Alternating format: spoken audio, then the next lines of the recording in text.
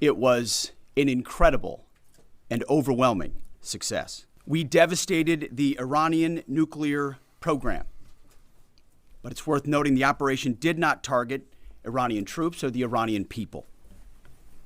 For the entirety of his time in office, President Trump has consistently stated for over 10 years that Iran must not get a nuclear weapon. Part of the package proceeded to the west and into the Pacific as a decoy, a deception effort known only to an extremely small number of planners and key leaders here in Washington and in Tampa.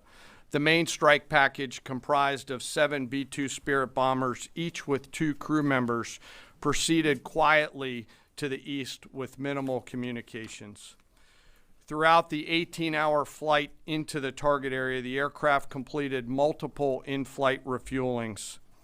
Once over land, the B-2s linked up with escort and support aircraft in a complex, tightly timed maneuver requiring exact synchronization across multiple platforms in a narrow piece of airspace, all done with minimal communications. This type of integration is exactly what our joint force does better than anyone else in the world.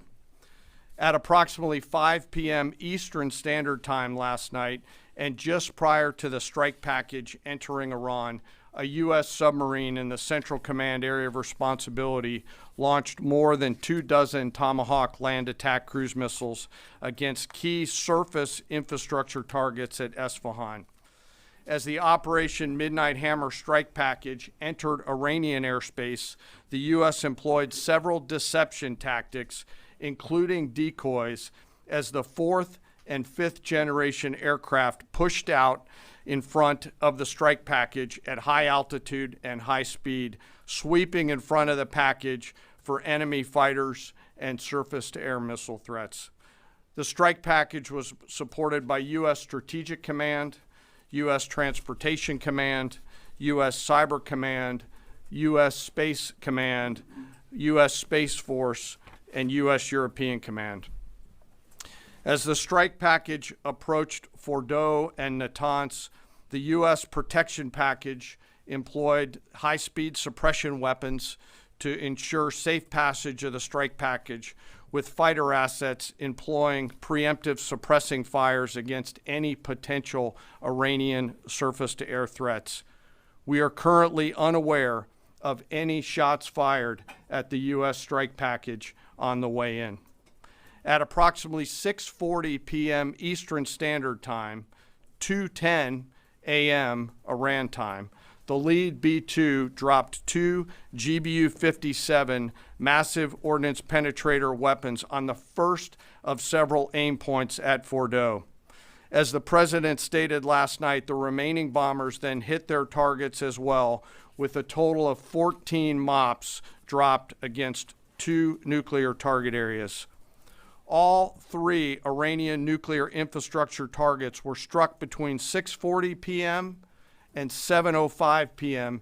Eastern Time. Again, that's about 2:10 in the morning local time in Iran, with the Tomahawk missiles being the last to strike at Isfahán to ensure we retain the element of surprise throughout the operation.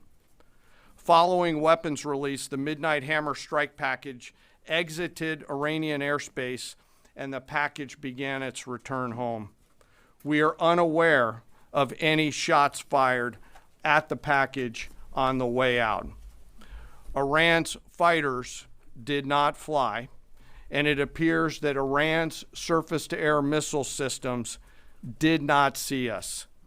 Throughout the mission, we retained the element of surprise. Ultimately, wherever it may be, whether it's in Iraq or Syria or bases in the Gulf, as the president said, as the chairman said, it would be a very bad idea for Iran or its proxies to attempt to attack American forces. Now is the time to come forward for peace, but I think one of the takeaways from this as well is the unprecedented level of ongoing cooperation. I can't speak highly enough of the chairman and his staff and General Kurilla in CENTCOM, what they've done to look around the corner, to pre-position, to understand how an operation like this comes together.